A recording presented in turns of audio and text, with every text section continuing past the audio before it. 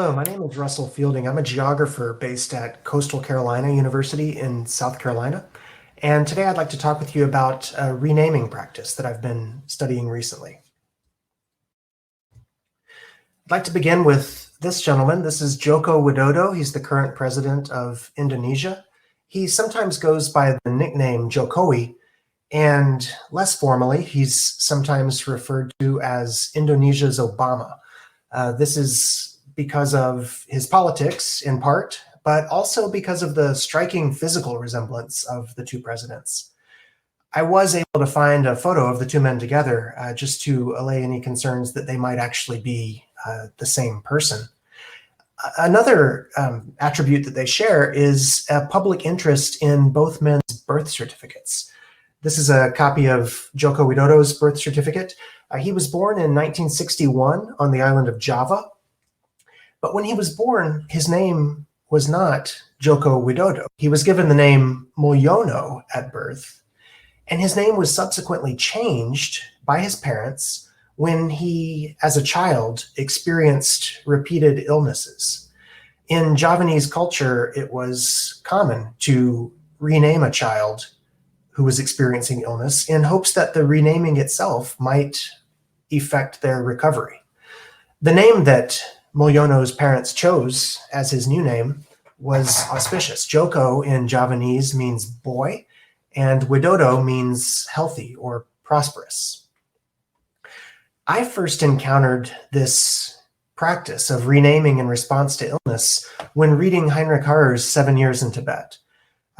In his memoir of his time in the Himalayas during World War II, Harrer recorded an instance that he found to be common throughout the area. He sums it up by saying, when a child is born in a noble family, the parents consult a lama, who's a spiritual leader, who decides what the infant shall be called. If the child subsequently suffers a serious illness, it is usual to give him fresh names. And this was interesting to me the first time that I read it, but it didn't necessarily stand out as something to devote future research efforts to, until I encountered almost the same practice in a very different geographical context. I was reading Last Places, which is Lawrence Millman's travelogue of his trip across the North Atlantic, and he's in East Greenland in this part of the book, describing an event from the childhood of a man that he had met in the village of Kulusuk. Millman picks up saying, Avanak was taken to an Angakok, a shaman, at age 4 when he had whooping cough. The Anganok recommended that he change his name. Avanak's name was changed temporarily to Atsualik, which means healthy fellow, and the cough went away. So here we have almost the same practice in two parts of the world that are quite opposite to one another geographically, quite separate from one another culturally. East Greenland is more than 8,500 kilometers or 5,000 miles from Tibet, and more relevant to the diffusion of traits of human culture, it took tens of thousands of years for people to reach East Greenland after already having settled the Tibetan plateau. I wondered if this practice, this curious practice of renaming in response to illness had been diffused from one place to the other, if it was unique to these two culturally unrelated places, or if perhaps it could be found elsewhere around the world. So I began an investigation to find out. I knew, or I soon learned, that names are relatively hard to change. Bernie Neethling writes in his chapter of the Oxford Handbook that names, whether of people or places, seldom change once allocated, unless there are compelling reasons to do so. I knew of some compelling reasons for renaming: marriage, immigration, religious conversion, gender transition. I wondered if illness might fit within that list of compelling reasons to rename. So I started a search using Hraf, the Human Relations Area Files, which is a database of ethnographic literature. It's maintained by Yale University and is open access to anyone affiliated with one of their partner institutions. This database contains ethnographic data on 337 world cultures. I searched the database using iterations of different combinations of these search terms that you see in front of you. And I got a tremendous amount of results. After my first series of iterations, I had over 1,300 documents representing almost 700 world cultures to analyze. Now, of course, there were many duplicates here. I mean, the database itself only contains a little more than 300 cultures, so this was almost twice as many as that. After removing the duplicates and removing the off-topic results that came back simply because they had the search terms in them, but not because they actually described this practice that I was interested in.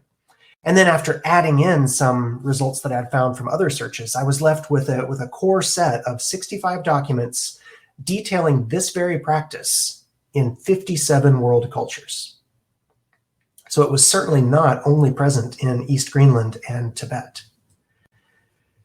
Geographically, the range of cultures and countries represented is quite broad. As a continent, Asia is home to the most countries wherein this practice is found. As a country, however, the United States has the most cultures that have been documented as practicing this. The indigenous populations of the United States are well known to practice renaming in response to illness. All 6 inhabited continents of the Earth are represented, however, in this database. And the temporal span of literature goes more than 300 years. There was one culture that is not location-based per se. That's the global Jewish diaspora. Traditionally, some groups of Jews practice this renaming, and it's recorded in multiple locations where Jewish culture is found. It's from Jewish religious commentators that I get the best and clearest explanation for the purported cause or the purported mechanism by which this practice works. It traces back to the biblical story of Abraham. You may recall that Abram and his wife Sarai were an old couple. Their story is found in the book of Genesis, where in chapter 17, an angel visits Abram and tells him that he and his wife, who are 99 and 90 years old, respectively, at the time, are about to become parents for the first time. Now, being that old and not having children was unusual in their culture. Their lack of children was seen as a curse, the curse of barrenness. Today, we might think of this more as a medical condition that we call infertility. But Abram was told that he and Sarai were going to have a child, not just a child, but that they were going to be the parents of many nations. And Sarai famously laughed when she heard this. Their son, who they would later have, was given the name Isaac to refer back to his mother's laughter. Speaking of names, Abram and Sarai, in addition to being given this promise that they would become parents, were also renamed at this time by this angel. They were given the names Abraham and Sarah specifically to evade the curse of barrenness that had been placed upon Abram and Sarai. So the explanation here from the Jewish commentators is that renaming a sick person helps them to evade the spiritual cause of the illness because that spiritual cause was directed to them by their previous name.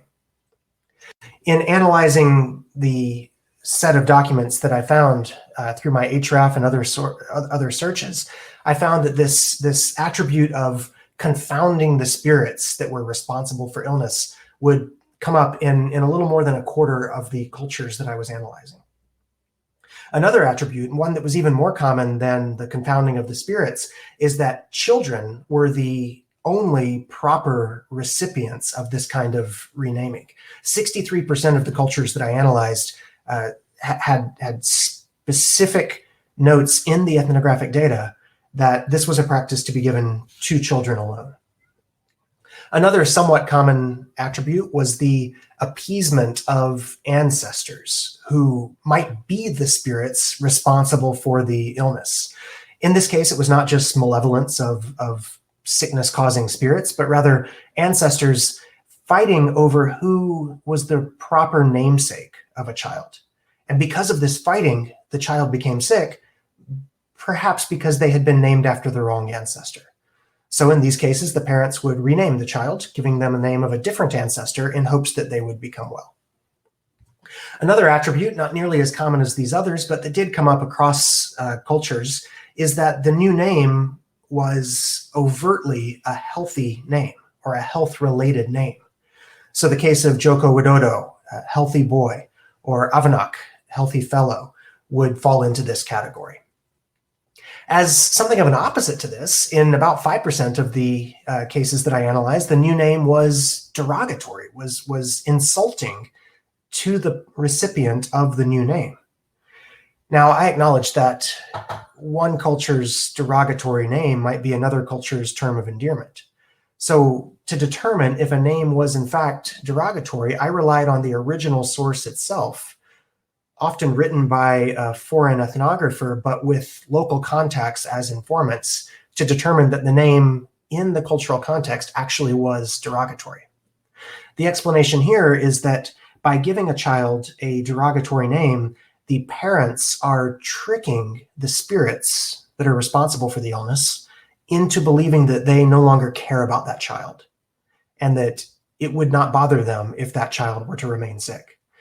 The spirits then, being malevolent, turn away from the child. They cease making the child sick because they see that they're not getting anywhere with the parents that they're hoping to harm. The final attribute that I found that came up in several of the unrelated cultures that I analyzed was that the new name was overtly or self-consciously a new name. The most apparent example of this comes from the Ainu culture in Japan, where a sick girl was given the new name Rei Shipi, which, according to the translator, literally translates to a changed name. So this person's name was a changed name, very overtly new. After finding these attributes and the commonalities among them across very disparate cultures, I turned my attention back to the origins of this practice. In his 1889 poem, Song of the Happy Shepherd, William Butler Yeats directly addressed who he called the sick children of the world. I want to suggest that the practice of renaming in response to illness might have originated out of the common human experience of being the parent of a sick child. Especially in a culture or in cultures without access to evidence-based medicine, where you have a belief system that ascribes spiritual causes to physical illness, and maybe even imbues spiritual significance to personal names, it's likely that these parents would have turned to renaming as a resource to help their children when other options had failed. While a name might be, in Yeats's words, a word alone, these parents would have hoped that changing it might perform a certain good in the life of their child. When occasionally a child did recover after being renamed, it would be appealing to apply post hoc ergo propter hoc reasoning and to ascribe causation to the changing of names.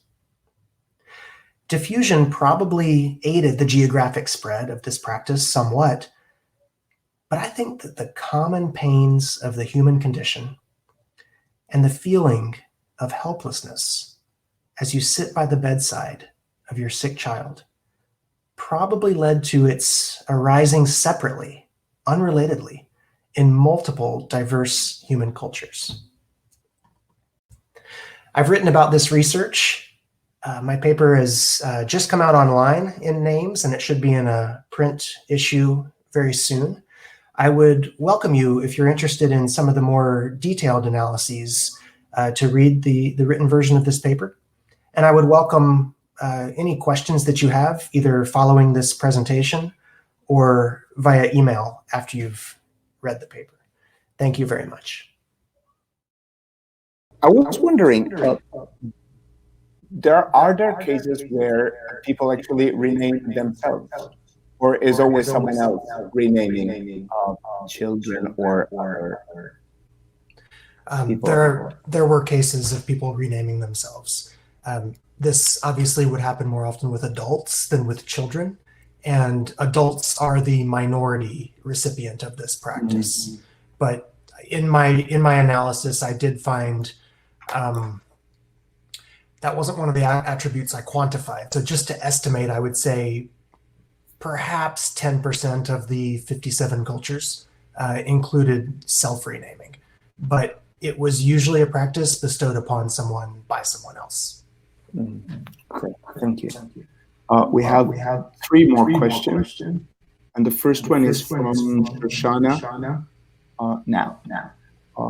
In Jewish tradition, a male person is sometimes given an extra name while still retaining the original name. My brother, for example, was given the added middle name of, I'm not sure about that, time, which means life. Is this actual renaming? Well, I've read several different explanations of the account within Jewish cultures, and I should say that being a diasporic culture as it is, a globalized culture, that the practice is diverse in different places. I have heard of a new name being appended onto an existing name. That is, you would take on an extra name.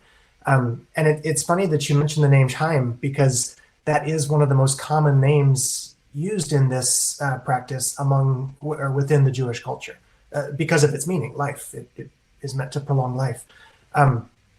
A related scenario would be where the name is temporary, the new name is temporary, and you would go back to the original name after recovery.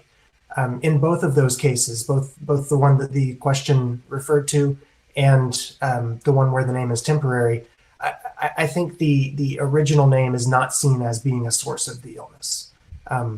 It's merely a temporary condition that can be reversed later on. Thank you. More questions, actually. Have you found any incidents where a name is avoided by a group because it is associated with sickness? And this is from Robert Riedel. That's an interesting question. I never found a case in this analysis where a specific name kind of got marked as one that the entire culture should avoid. The closest I found that came to this was in the individual case, where a name change was not temporary and it was not the appending of another name, but rather the complete discarding of a name. And to be sure, there are cultures in which the name itself is seen as being the source of the illness. One of the Native American cultures that I read about made it very clear that the wrong name can cause the child to become sick, and even prescribed not just changing the name, but performing ablutions, literally washing the name with water off the person. So that's the closest I have found to what the question is asking about. Thank you. Another question is,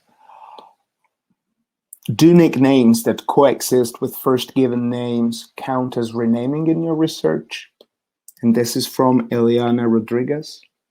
So I counted whatever the original sources counted. If the original ethnographic source that I was relying upon considered the bestowal of a name to be a renaming, then that's how I counted it in my analysis. The idea of a nickname, I think, is not universally agreed upon. The appending of another name onto an existing name could be seen as renaming or could be seen as the giving of a nickname. Rather than trying to parse that myself as a geographer, rather than an onomastician or a linguist, I left it up to the original sources that I was relying upon. Thank you. A question from Sharon Abase. Did you come across any evidence of the children reverting to their original names as adults? The only time that I found evidence of the person, whether a child or an adult, reverting back to their pre-change name was in a culture that prescribed this practice as a temporary solution. I even interviewed people who had this practice, I would say, done to them when they were younger, and they still go by the new name, the healthy name. The question earlier, the person whose brother had this practice, I don't know if maybe he has retained the name that was given to him, but the handful of people I met who have gone through this tradition certainly kept the name for life. The only time I saw reversion was in cultures for which this was a temporary solution. And I should say, in the example I gave from East Greenland, I clipped that quote just to make it manageable for the screen. But the context of that quote was that it was a temporary name change. In East Greenland, I suppose, if this was illustrative of the broader tradition, it would be a name change that exists only as long as it takes for the person to recover from their illness. Mm-hmm. Thank you. Another question from Jack Kalo. Thank you for your great presentation. I wonder if we can apply the results to community names or demonyms, people who decide to have a new name so to expiate their sins or to avoid a curse. That sounds fascinating. I would love to investigate that. I looked only at personal names for this project, and the results I got, at least from my initial iterative searches, were just so overwhelming that I didn't want to go any farther than that. But now that this is done, the next project needs to start. So I would encourage the questioner to reach out to me. Let's look into that together. Mm-hmm. And there's also a comment by William Turner. There's news about parents naming their children Corona and COVID in the age of the pandemic. That does not sound like the most healthy name to me. No, at all. Let's watch those kids. They might change their names later in life. Are there examples of code switching, like switching from one language to another in this renaming process? Well, there certainly. I mean, it's well documented that people change their names when they move cultural contexts. I don't know that necessarily intersects with changing the name because of an illness. I suppose it could if the two things were conterminous with one another. But often, migration takes place separately from illness, one would hope. Yeah.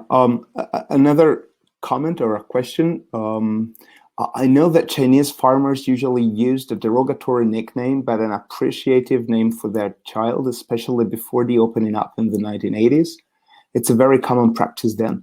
But now people prefer appreciative nicknames and names for their children. What do you think of this change? That's from Wang Feng. Yeah, it's interesting, the whole concept of derogatory names. There are several reasons to do it. I mean, and I'll acknowledge you really need to be a cultural insider to know for certain if a name is in fact derogatory. I grew up in Florida where a lot of Spanish language, a lot of families use Spanish at home, and you would hear nicknames like La Gordita, the little fat one, which I would never dream of calling my children that in English. But in Spanish-speaking cultures, that is a more common form of a term of endearment. The derogatory names were maybe the hardest to really parse in this research.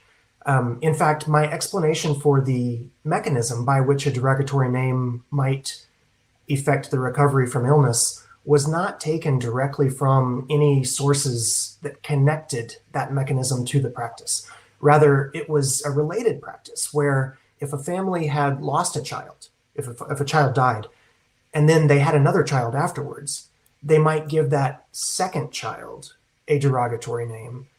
And the explanation here, which was made very clear in the original sources, was that they wanted to avoid happening to their second child what had happened to their first. I don't know if that's at play in the Chinese tradition. The derogatory names that I came up with in this project were not found in Chinese cultures at all. If I recall correctly, they were only from cultures found on the African continent. However, I don't know if some of that thinking might have played into the Chinese case. One caveat I gave in my written paper that I'll give again now is that this is by no means an exhaustive survey. I had access primarily to the documents in the Hraf database, and then the few others that I found on my own outside of that, but I make no claim to having found all of them. And I fully expect, in fact, that there are many others that I did not uncover in my search. Thank you. Thank you very much. There are no other questions.